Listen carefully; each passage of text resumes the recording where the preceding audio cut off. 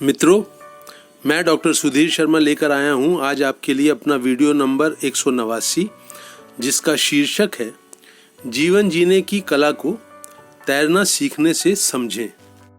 दोस्तों, ये एक श्रृंखला की एक सीरीज़ की शुरुआत है और आज भाग 1 में मैं आपसे शेयर करूंगा कि जीवन जीने की जो कला है और जो तैरना सीखने की कला है, इनमें समानताएं क्या हैं। मेरी समझ, मेरा अनुभव कहता है कि अगर हमने इन दोनों कलाओं की समानताओं को सही ढंग से समझा, उनसे सही लेसन सीखे, तो हमें अपना जीवन बेहतर तरीके से जीने में बहुत सहायता मिल सकती है।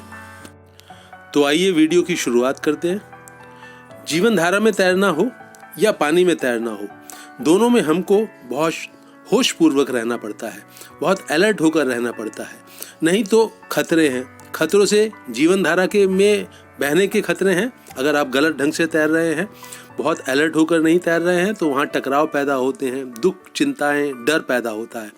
पानी में डूबने का खतरा होता है, पानी मुंह में, नाक में जाता है, तकलीफ का कारण बनता है। दूसरी और बहुत महत्वपूर्ण समानता ये है कि हम जीवन की धारा में तैरते हुए हंसी खुशी, सुख शांति के साथ जीना चाहते हैं।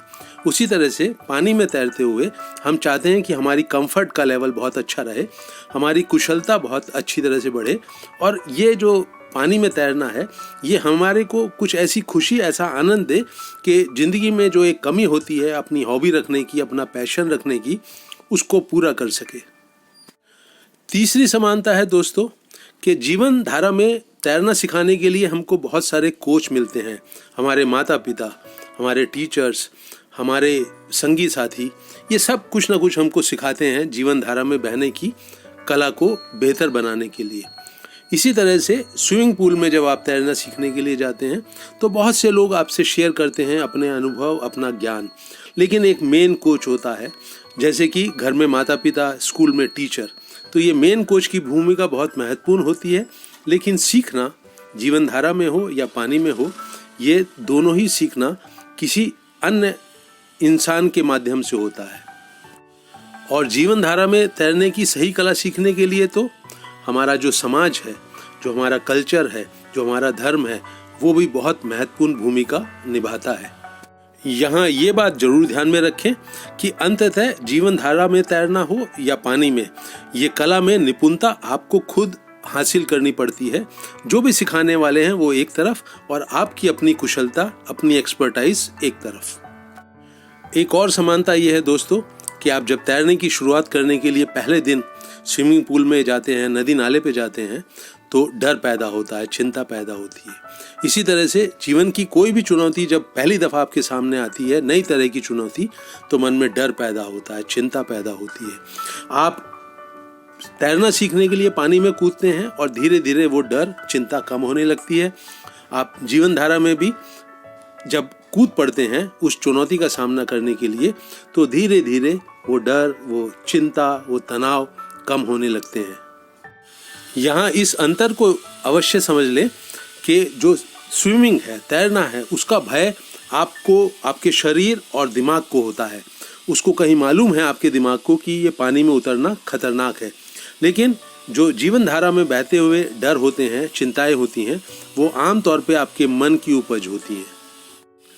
एक और समानता ये है कि आप जीवन में आगे बढ़ रहे हैं तो लोगों से टकराव होगा, आपस में तनाव पैदा होगा, लड़ाई झगड़ा भी हो सकता है। इसी तरह से पानी में भी टकराना होता है एक दूसरे का आपस में। वो उससे कैसे डील करना है जब आप टकरा जाते हैं, जब किसी से उलझने लगते हैं, तो ये दोनों की समानता है। और इसको तैरने की कला जो है, वहाँ से समझकर हम अपने जीवन में उतारें तो शायद जीवन की क्वालिटी बेहतर होने की पूरी संभावना होती है। जीवन में आगे बढ़ना और तैरना सीखना, इनमें एक और समानता है संगी साथियों का मिलना। स्विमिंग पूल में भी आप बहुत लोगों से मिलते हैं और उनमें से कुछ आपके जीवन में रुकते हैं, कुछ आगे बढ़ जाते हैं कुछ समय के बाद। ऐसा ही बिल्कुल जीवन में होता है। कुछ आपके जीवन में खुशियां भरते हैं और कोई आपके जीवन में दुख, चिंता और तनाव भी भर सकता है। कुछ जीवन भर के लिए आपसे जुड़ जाते हैं, कुछ जीवन भर के लिए आपसे जुड़ तो जाते हैं, लेकिन खुशियां देने की बजाय एक जख्म दे जाते हैं जो लगातार टीसता रहता है, दुखता रहता है। जीवन की और तैरने की कला सीखते हुए एक और जो समानता सामने देखने को मिलती है वो है कर्म करने की, एक्शन करने की कुशलता। अगर आप होशो हवास से अलर्ट होकर एक्शन दोनों में सीखते हैं तो आपकी एक्सपर्टाइज बढ़ती है। बार बार प्रैक्टिस करने से एक्सपर्टाइज बढ़ती है, निपुणता बढ़ती है, और जो टेक्निक है वो उसमें भी ज़्यादा कुशल होने से भी आपकी एक्सपर्टाइज, आपकी कुशलता बढ़ती जाती है। एक और महत्वपूर्ण समानता दोनों सीखने में यह है कि आपको जीवन में भी अपना, आपके लिए क्या रुचिकर है, किस में आपका दिल लगता है, किस में आपकी दिलचस्पी है, वो रास्ता ढूंढना होता है। इसी तरह से स्विमिंग में भी आपको क्या रुचिकर लगता है, क्या कंफर्टेबल लगता है, किस में आपकी एक्सपर्टाइज बढ़ेगी, किस ढंग से आप तैरेंगे तो आपकी कुशलता बढ़ेगी, ये रास्ता भी आपको स्विमिंग में ढूंढना पड़ता है खुद अपने लिए। ना जिंदगी में आप किसी और की नकल करके सफल हो सकते हैं, ना स्विमिंग पूल में किसी और की नकल करके अच्छे तैराक बन सकते हैं। तो अपना स्वभाव पहचान कर, अपनी रुचियों को पहचान कर आप जीवन का रास्ता तय करते हैं, और इसी तरह से तैरने के ढंग को भी आप समझते हैं और उसे अपने जीवन में उतारते हैं। और इस वीडियो के अंत में एक बहुत महत्वपूर्ण बात आपसे शेयर करता हूँ। जीवन धारा में और स्विमिंग के लिए, तैरने के लिए जो आपको उपकरण मिले हैं, जो आपको इक्विपमेंट मिले हैं, वो है आपका शरीर, मन, हृदय।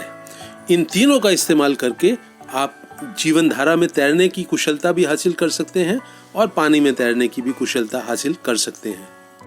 इसका मित्रों एक चौथा भी एक इक्विपमेंट आपके पास उपलब्ध है। सबको नहीं मिलता है, लेकिन जिसको मिलता है उसके जीवन में एक बहुत महक मिठास आपसे आप पैदा होती है। वो है जिसको हम बोलते हैं आत्मा। जो आत्मा के साथ आपका कांटेक्ट है वो आपके जीवन को एक पैशन देता है, जोश देता है, एक अलग तरह की ऊर्जा देता है जो आपको औरों की ऊर्जा को भी प्रभावित करने की ताकत देती है। इसी तरह से स्विमिंग पूल में जब आपकी आत्मा का कांटेक्ट पानी के साथ होता है, तैरने के साथ होता है, तो फिर पानी आपको संभालता है। जैसे आत्मा का कांटेक्ट अगर जीवन धारा में हो जाए तो जीवन आपको संभालता है, फिर आपको कुछ करने की जरूरत नहीं, वो ले जाएगा आपको जहां आपको पहुंचना है। उसी तरह से पानी के साथ है। पानी के साथ आत्मिक कांटेक्ट बनते ही सार पानी आपको संभालता है। फिर स्विमिंग, कोई एफर्ट, कोई एक थकावट नहीं रह जाती, मेहनत नहीं रह जाती, उसका एक आनंद बिल्कुल अलग हो जाता है।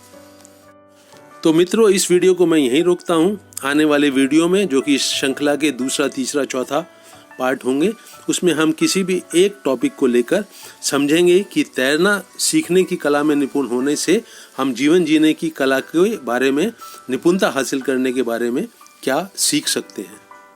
मेरी कोशिश रहेगी कि मैं रोज एक वीडियो डालूं, लेकिन इसमें कोई लापरवाही, कोई आलस्य ना करके मैं जल्दी आपसे वादा करता हूं कि ये वीडियो इस श्रृंखला के डालता रहूंगा। मेरे इस वीडियो को लाइक और शेयर करना ना भूलें। मेरे YouTube चैनल हैप्पीनेस सीक्रेट को सब्सक्राइब करें। इस वीडियो को अंत तक वॉच करने के लिए आपका धन्यवाद।